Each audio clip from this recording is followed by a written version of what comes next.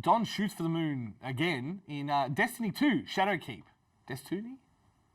It is now just over a month since the launch of Shadowkeep, the latest big expansion for Destiny 2.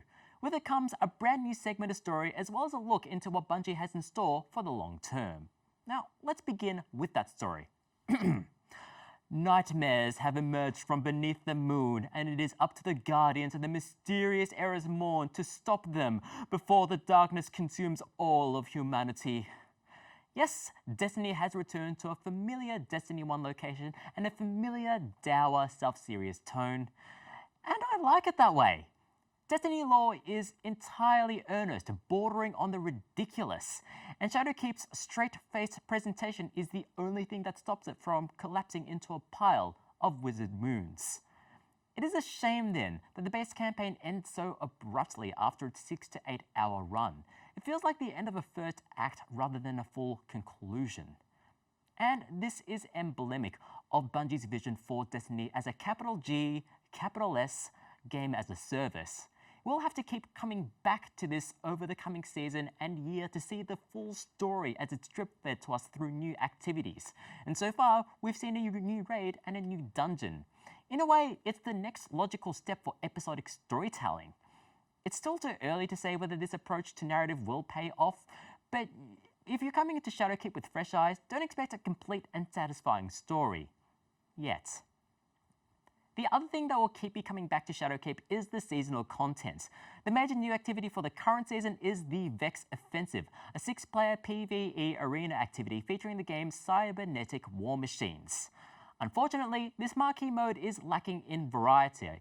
You are completing the exact same waves in the exact same environment every time. Yet, it has the best powerful drops, so you'll have to go through the motions again and again and again. Maybe the upcoming final assault will make it all worth it, but I'm not holding my breath. Shadowkeep also brings an array of back-end changes to make the weekly grind feel a little bit better. The new Armor 2.0 system allows you to more deeply customize your character build, and it's a welcome addition to the Destiny endgame. There are also smaller changes to make the grind more satisfying, such as an increase in the activities that will yield powerful gear, as well as the industry-standard Battle Pass, complete with free and paid tiers offering varying rewards. This is all supposed to be a new age for Destiny, but so far, in its first month, the biggest changes have taken place behind the scenes and under the hood. The few outward-facing changes have either been minor quality of life improvements or mild stumbles like the drawn-out narrative or the Vex Offensive. Despite these, it's clear that Bungie is playing the long game with Destiny 2, and I am cautiously optimistic for what the future brings for this game. Well, Don covered off a fair bit of it there, but I figured I'd bring him and Jamie back in just to discuss the idea of jumping, it's similar to the jump on the Caboose segment, but I guess for Destiny, because it is a little bit different to, say, a Final Fantasy, where you expect that ongoing, MMOs have that established formula of ongoing content. And Destiny is basically gone full MMO with its ongoing content. But more interestingly, with this third year of Destiny 2, is that it's changed business model entirely. So instead of buying into the base game and then buying the big expansion on top of that, they've given out the first year of the game for free. So for exactly nothing, you can you get the base campaign from year one as well as a pair of the expansion packs.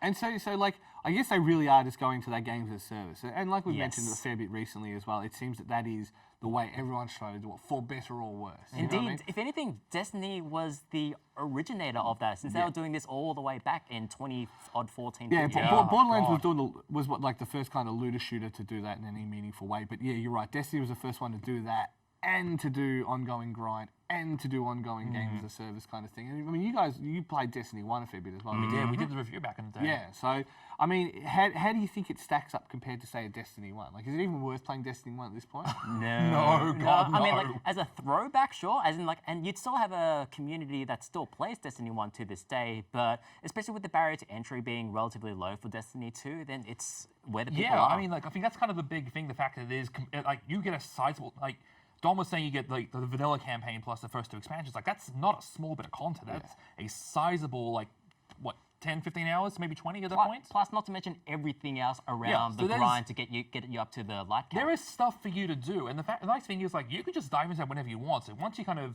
get past kind of the initial onboarding, like you can go do any of the story in any order. Like you can go buy Shadowkeep right now if you really wanted to. You can go buy Forsaken and experience like the big spoiler that happens in that, and have the game kind of thrown for you a little bit. But the fact is, you can just dive right in whenever you want now. It's kind of crazy. Although, with having said that, I kind of fear for the person who just goes in completely blind and they just suddenly get overwhelmed with choice of what to do, because the game's onboarding for a new player isn't exactly streamlined. You essentially get introduced to every single possible concept that the game has. And the weirdest part is, like, the best thing that you can do with the new light package is to play that vanilla campaign, the Red Dawn. It's kind of hidden away in a sub-menu somewhere. So if you It's not even a sub. You have to find it in a location. Yeah. Like I didn't know about it until someone told me on Twitter how to do it. It's like, wait, what? Really? Yeah, and that's what I would recommend if any of this Destiny talk does interest you, or you especially, is to play through the Red Wall campaign and then go from there, because that at least gives you a cohesive campaign. It introduces you to the world, the characters, the concepts, and the grind. Because I guess because that is the thing. I guess when it's at its core, it is still loot shooter Halo game as a service. Yeah. Like, let's be real. And now that they're off the Activision leash, the model has changed. Like you've mentioned, it's specifically not the same as it was, but it's still loot shoot Halo. Like let's be real. And it is one of the best. Yeah, like loot it's Halos out there. still great to play. Like the actual shooting is still great. Like they've added finishes now, which is just like you can just run up and punch a guy, and it feels fantastic. It's cool. Like it's still just so much fun to play. Yeah, so like I don't think we're going to quite convince you, Jason, but at least know that those of us that are playing Destiny are having a decent time of it. Yeah. Well, that's nice to know. That is very nice to know. Well, Thank you either guys. that or we play Borderlands. I'd rather play Destiny at this point. Don't bring up the B word in here. That's rude.